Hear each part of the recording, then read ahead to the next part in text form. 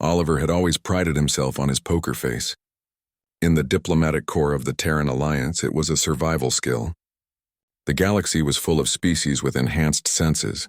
Some could detect pheromones, others read micro-expressions, and a few could even sense electromagnetic fields around living beings. But telepathy? That was supposed to be a myth, a cautionary tale told to nervous cadets, until he met Lena. She had arrived at the station 3 cycles ago, representing the Velhari Collective, a mysterious species that had only recently opened diplomatic channels with humanity.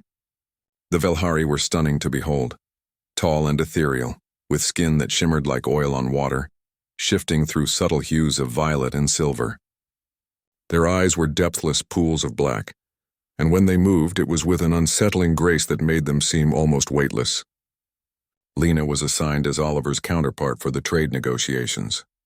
The talks had been cordial, if tense. Humanity wanted access to Velhari medical technology. The Velhari wanted mining rights in the Kepler Belt.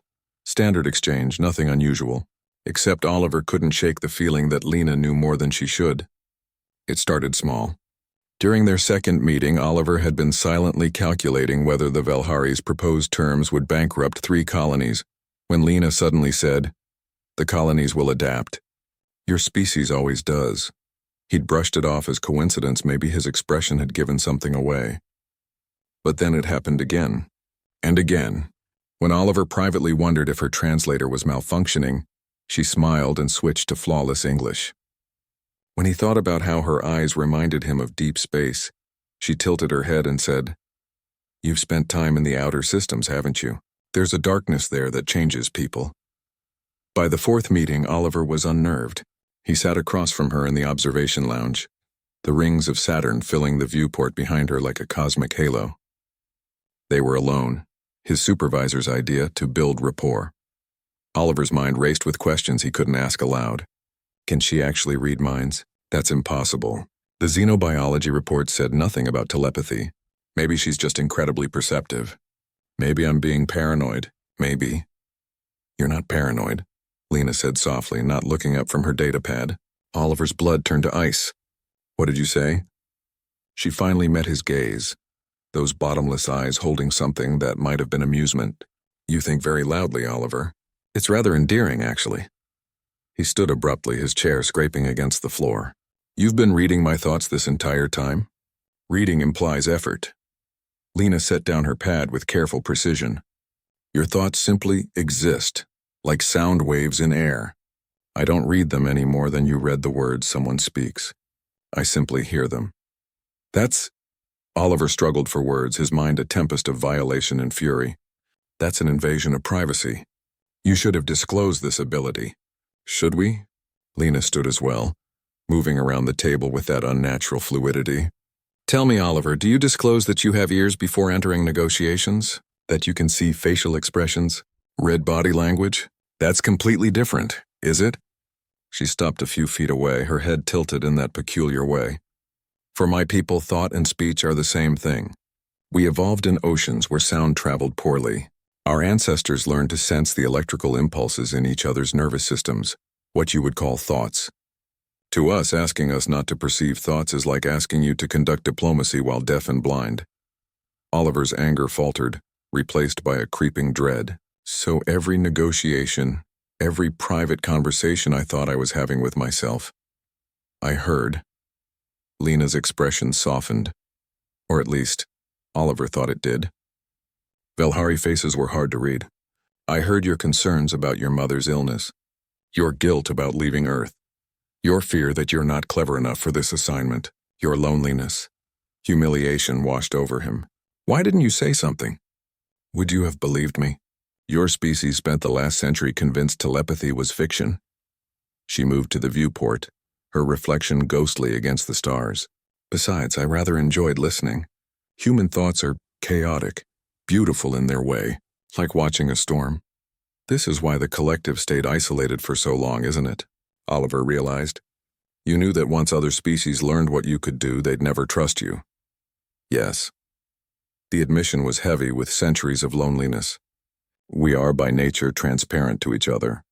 Lies are impossible among the Velhari. Deception is meaningless.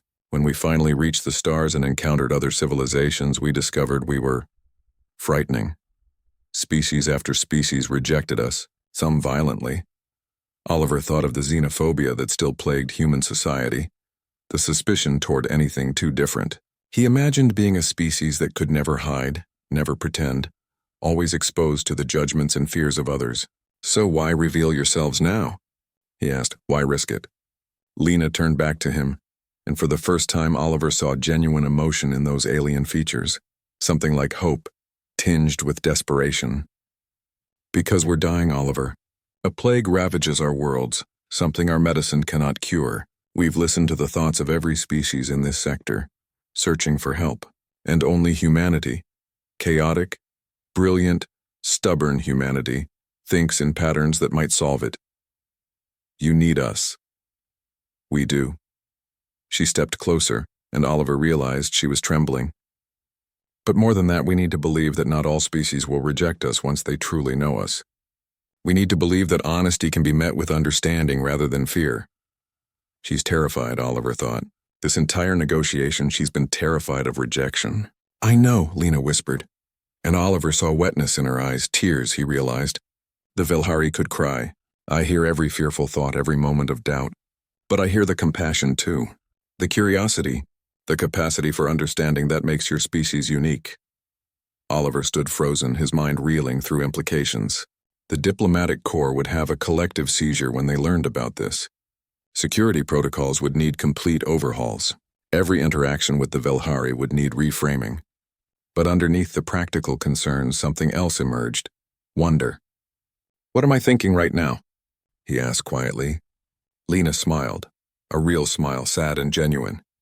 "You're thinking that perhaps the galaxy needs more honesty, not less. That maybe a species that cannot lie would be valuable precisely because they cannot lie. You're thinking," she paused, "you're thinking that I'm not as alone as I believe." Oliver made a decision that would probably end his career.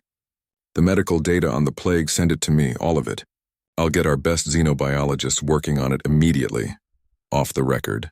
No negotiations, no trades. Just help." "Why?" Lena's voice cracked. "We're offering you nothing in return."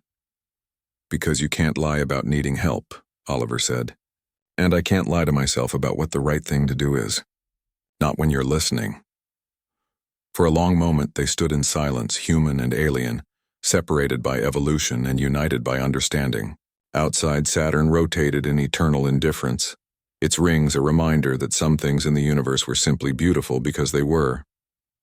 "Thank you," Lena murmured. "Your thoughts are very loud right now, Oliver. And very, very kind." Oliver laughed despite himself. "I suppose I'll have to get used to having an audience." "You will," she said. "And perhaps in time others will too. One understanding human at a time."